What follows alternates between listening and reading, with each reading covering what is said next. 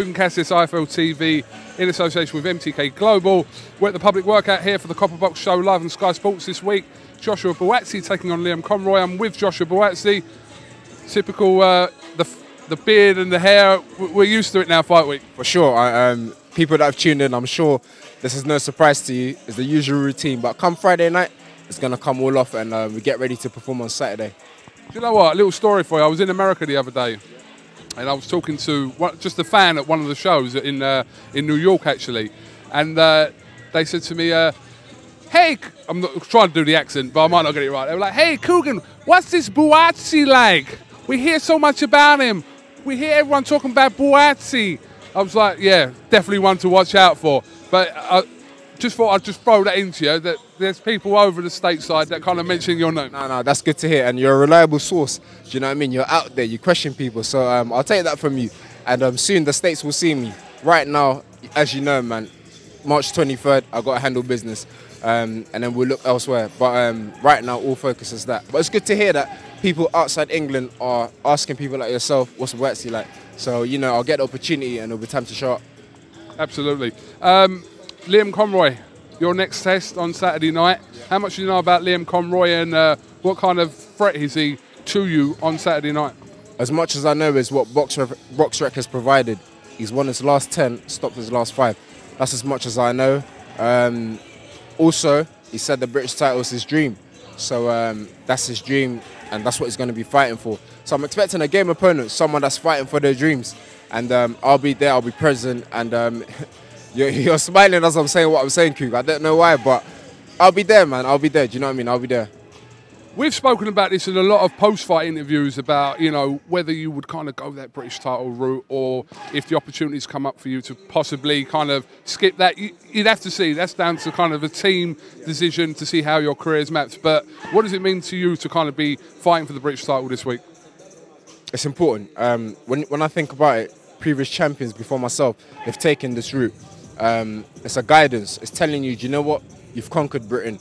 And to be fair, if you want to go into international honours and all such things, it's good to know that actually I'm number one in my country.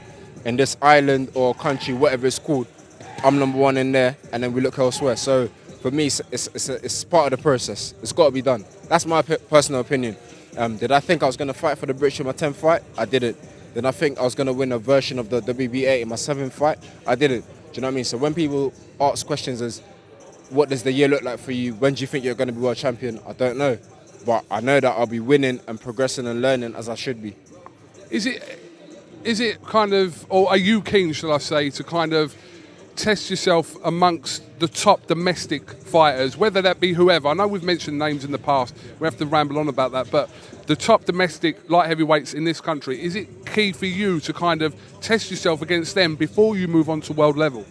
The answer can only be yes, Kug. How can I become British champion on Saturday and then not want to fight against the top in Britain? The answer is yes. God willing, once I win that title on Saturday, I have to box the best in Britain. That will be me, but there'll be contenders that want to step up and we make it happen, have a few fights and then we move on. But again, a big opportunity might present itself. And if the team feels the right one, I'll take it. I will ask your opinion, obviously. The WBO obviously recently ordered, you'll know, that Yarde-Kovalev to defend his title against Anthony Yarde. First of all, what's your thoughts on this, and does he have a shot in the fight? My thoughts are, I think he's been mandatory for a few months or maybe a year. I don't know how long. But he's been mandatory, he's worked his way up to the top. And I'm sure if his team takes the fight, then they feel it was the right time. So if they take it, they fancy their chances. But 2 hands, 2 legs. Anyone can get beaten on a given day, do you know what I mean? So I wouldn't necessarily say, oh, no, he's going to lose or write him off. 2 hands, 2 legs. And like I said, if his team takes the fight, that means that they're ready. I suppose the argument side comes where people kind of look at the level that Anthony Yarde's been fighting, and then from that, the jump to Yarde-Kovalev is quite huge. So that's kind of what. But when I spoke to Frank Warren about it, he said, well, we can't win because when we're fighting XYZ, people are moaning. Then when we're fighting someone like Kovalev, they're still moaning and saying, well, you haven't actually had the experience. So we kind of see that side as well. Yeah, it's a situation with the fans where sometimes you can't win. No matter who you fight, they'll have something negative to say about it. And like you said, Warren said, when you fight these fighters that people don't necessarily think that are good, they get stick for it. But then when they say, okay, we'll fight Kovalev, they still get stick for it. So it's a situation where you can't necessarily win, but the fighter and the team have got to do what they feel is best for them and take the best route for their fighter and the fighter himself. So I've got nothing bad to say about what they're doing. I wish them all the best. If they beat Kovalev and they win the title, that's great news. That will be another world champion in the country. But again, I'll always stick to this quote that whoever has the British, for me, is #1 in the country. Unless you're in my division and you've got a world championship belt, then you might be #1. But if you haven't, whoever's got that golden belt is #1 in the country. Simple, straightforward. I mean, look, hindsight's a wonderful thing, but if you were to hypothetically be offered kind of a shot before you're perceived to be kind of ready from the outside public, is that something you would take into consideration if it was someone the likes of Kovalev? We'd always consider fights like that. But again, my team will sit down and they'll tell me what they think the best option is to do. I feel I still got a few learning fights to go through as a professional, but the team might be like, actually, we feel you're ready. And when I keep saying the team, it's basically my trainer and my manager. As long as they feel I'm ready, then I'm good to go, man, because I'm being guided by experienced trainers and managers. They've been there and done that before. So their knowledge to me is vital.